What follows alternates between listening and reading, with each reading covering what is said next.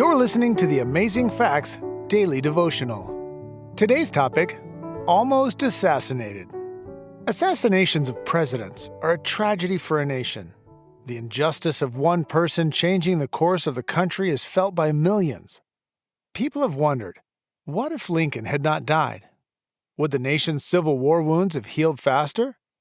Interestingly, 4 U.S. presidents have been assassinated while in office: Lincoln, Garfield, McKinley, and Kennedy. But there have actually been at least a dozen failed assassination attempts on either sitting or past United States presidents. Did you know that President Harry Truman was almost assassinated while he temporarily was staying at the Bel Air House while the White House was undergoing renovations? On November 1, 1950, 2 Puerto Rican nationalists, Griselio Torresola and Oscar Collazo, tried to shoot Truman from the street outside the residence. A White House policeman was mortally wounded, but Leslie Kofelt shot and killed Torresola before dying. Collazo was found guilty of murder and sentenced to death, but Truman commuted his sentence to life in prison. The president was actually taking a nap when he heard shooting and jumped up to look out his bedroom window to see what was happening. 3 years before Kennedy was killed in Dallas, Texas, the president-elect was almost a victim of an assassination plan by a retired postal worker. The family was vacationing in Florida in December 1960 when Richard Paul Pavlik loaded his car with dynamite. He intended to ram the president-elect's limousine, but when Pavlik saw Kennedy's wife and 2 children, he changed his mind.